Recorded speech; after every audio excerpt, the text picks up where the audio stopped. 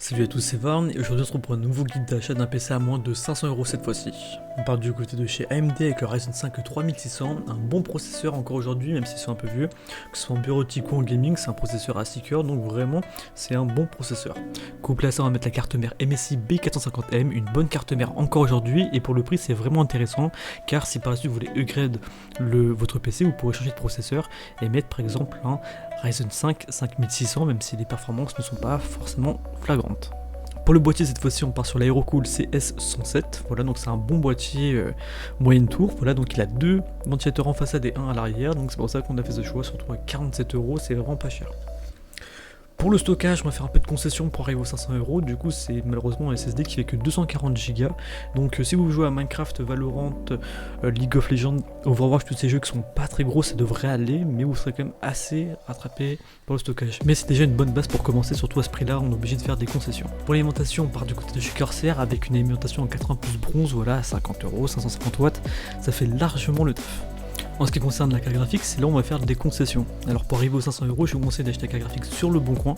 Donc on part sur l'AMD Radeon RX 6600, voilà donc une bonne carte graphique comme dans la vidéo précédente, sauf que là on peut la retrouver aux alentours de 150 €, ce qui nous fera arriver le PC à ce prix là, ou en dessous des 500 €. Voilà donc là comme vous pouvez le voir on a celle-là par exemple à 150 €. Donc si on clique dessus, on voit que d'après le vendeur, dans un état proche du neuf, acheter, tester, garanti dans sa boîte, voilà. Donc avec la protection Le Bon Coin, vous pouvez renvoyer l'article si malheureusement il est frauduleux ou abîmé tout simplement, voilà.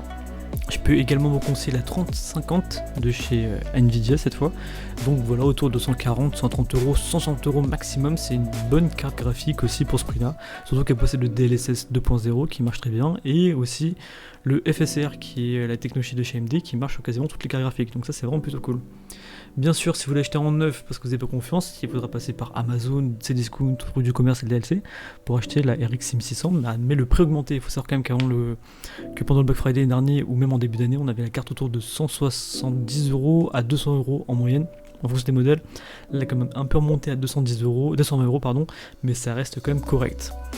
Et pour la RAM que j'ai oublié, on part sur la DDR4 en 16 Go, donc c'est une seule barrette, voilà ce qui me sait. Ça marche, c'est pas non plus grandiose, mais ça fera largement le taf, surtout pour ce prix là. Donc voilà, on a 16 Go pour 30 €, c'est bien.